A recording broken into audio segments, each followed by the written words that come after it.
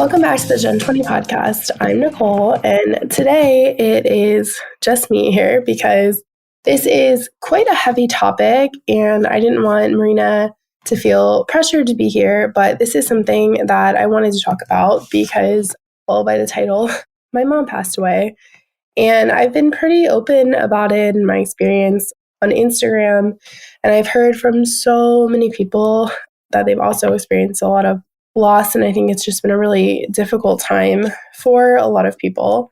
But I did want to talk about this because it's a pretty significant event that happened to me, obviously.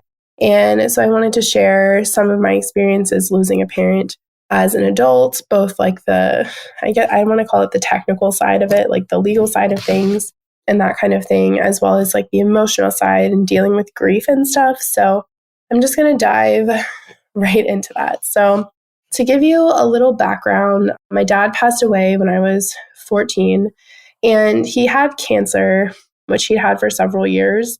So losing him, we knew about 6 months before he passed away that he was not going to make it. So I think in that respect, and being so young at the time, I was 14, I kind of missed out on a lot of, it's not like missed out, but I didn't quite experience the loss the same way that I've experienced loss now. And I guess a lot of it just went over my head because it's not things you have to deal with as a 14-year-old, right? Like there was a lot I didn't have to worry about. But we also knew that loss was coming. So I think I was able to begin my grief process sooner. And because I was so young, I feel like not having my dad in my life has been part of my life and part of my identity for a lot of those really formative years. A lot of the people I knew as a child, they, I guess, understood. And then people who I met as an adult, it's like most of the time, it comes up at some point that my dad passed away when I was young. So it's sort of just part of my identity, I guess. And it's part of our family life because we've always been missing this pillar, right? So my mom passed away. It's March now. And she passed away in mid-January. And it was quite unexpected. She did have several health problems that were being managed. Like they weren't immediately terminal or anything like that. She was coping with them, and doing fairly well as far as we all knew. And she actually was at my house with two of my siblings and their children for Christmas. So luckily we were able to have a really big, nice family Christmas with her. And that's one of our last big memories. So I'm really grateful that we did that. And let's see. So her passing was sudden and unexpected. And it just kind of was very difficult to cope with that kind of thing. And I don't want to get into too much detail because I don't really completely feel like it's my information to give away, if that makes sense. But the whole situation was very difficult because she ended up with a traumatic brain injury and essentially brain death. So she wasn't going to wake up. She wasn't going to come off of life support. And the week in between the event happening and then her actual passing was one of the most stressful weeks of my whole life. There was just a lot of not knowing what was going to happen, if there was even a chance, what we should do. And this is where I kind of want to get into the more technical aspect of death, because if you're listening to this, you're probably in your 20s, maybe your 30s, and it may have not occurred to you that your parents will pass away one day. I was talking to an acquaintance of mine about death, and she lost her mom when she was young, and she was like, it's something that we will all experience at some point in life, to lose a parent. And if it's not that, it's a parent losing a child, because one of us will have to go first, right? In the majority of cases. And that might sound, maybe morose to talk about, but it's the truth. And I don't think it does any of us a favor to not be prepared in a way to discuss these things. So as the oldest daughter of a widowed parent, this is a conversation I'd had with my mom many times, because I knew, I don't want to call it the burden. It's the privilege of her passing would fall to me. A lot of the decisions that needed to be made would fall to me. So we were very open about her wishes. She had an advance directive in place, which was very helpful so that we knew what she wanted should an event like this occur. And she had given me her power of attorney many years before, and I would never abuse something like that. Like, to me, it was a privilege to hold those documents knowing that she trusted me with her life, essentially. And I do think that that is something, if your parents have not thought about already, or your parent, that if they don't have a plan in place for their leaving of this earth, that's a conversation that you need to have with them, because it made a very stressful time less stressful because I knew what I needed to do. And there were things that she wanted me to do using my power of attorney to take care of before she passed, if this was the situation. So I was able to do those things in the best way possible. And then after she passed away and you're able to go open up the estate and all those things, you know the information you need to know. And I think that that's very important, because when it comes to estates and money and people's belongings, it's very easy for families and siblings, and even not families and siblings, but siblings, to fight and argue about these things. And I'm very proud of how my siblings and I have dealt with this, because they always knew that I would be the one to take care of it.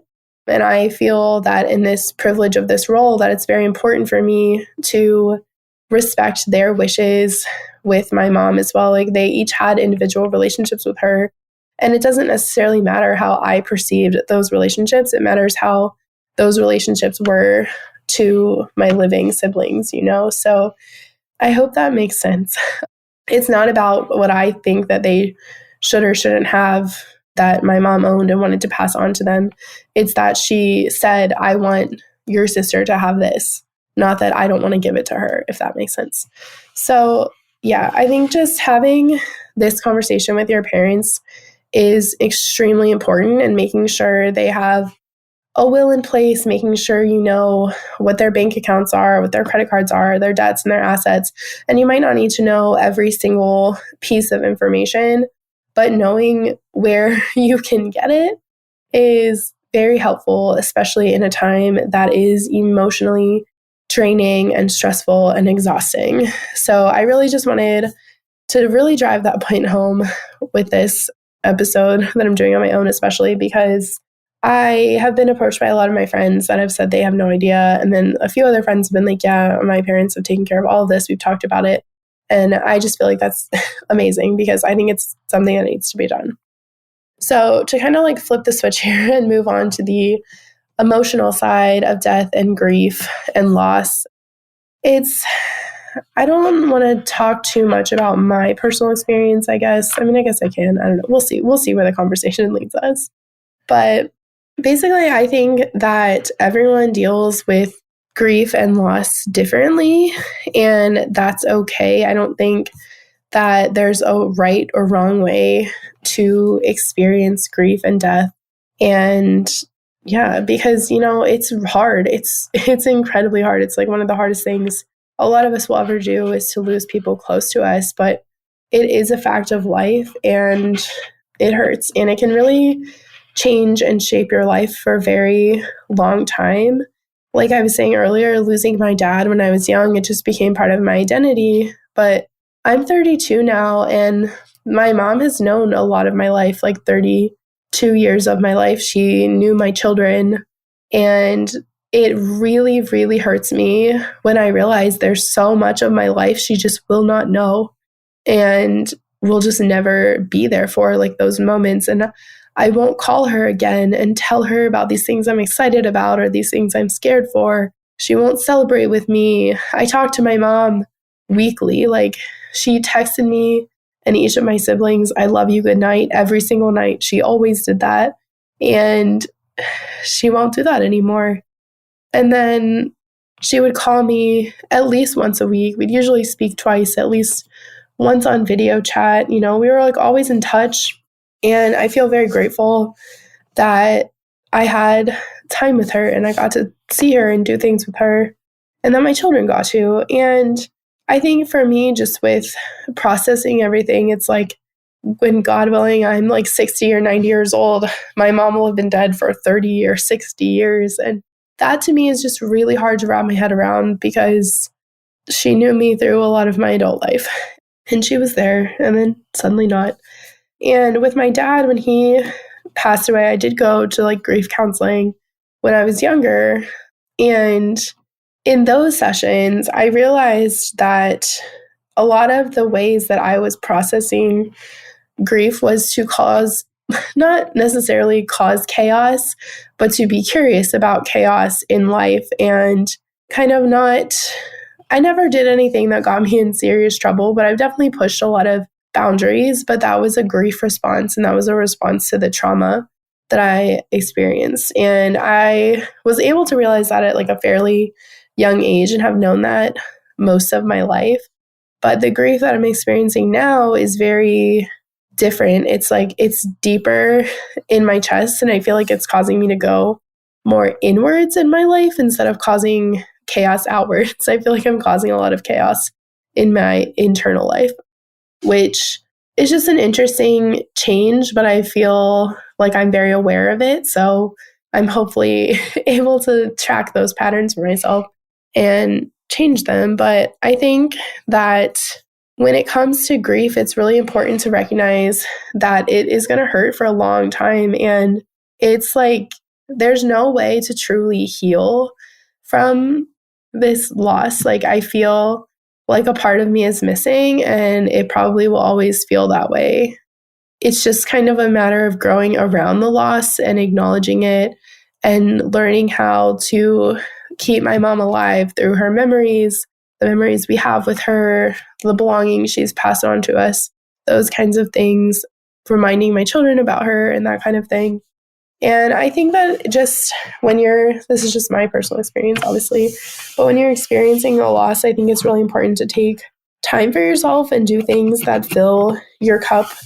I don't want to say no matter what they are, because obviously some things are bad, but for me, I really enjoy working, and it's been really important for me to try to maintain my work schedule, even when I don't want to, because I realize my mental health is a lot better when I feel productive. And if I'm not giving myself productivity, a lot of the other areas of my life fall to the wayside. And I just kind of don't want to do anything, which really that's not good for me. And I know that I need to stay away from that. So I think just being aware of your habits and how they're shifting and what really fills you up is really important when you're going through a period of loss, because I know my life is going to feel very chaotic for at least another year until we get through like quote unquote the first of everything. So like the first Christmas without my mom, her first birthday, her first Mother's Day, those kinds of things. Not that it lessens the loss over time, but it does become a little more less sharp, I would say. It's a little duller when it's not the first time because it's not as fresh in your mind, I guess. So what I'm trying to say is that it's okay to grieve in different ways. It's okay to listen to yourself through grief and not let other people sway you, I guess. Because a lot of my friends, they have different coping mechanisms than me. And so they ask me if I'm doing their coping mechanisms, which I think is interesting. And I just, kind of say, no, I'm doing X, Y, and Z. And they might not understand it, but they get that it's what's important for me.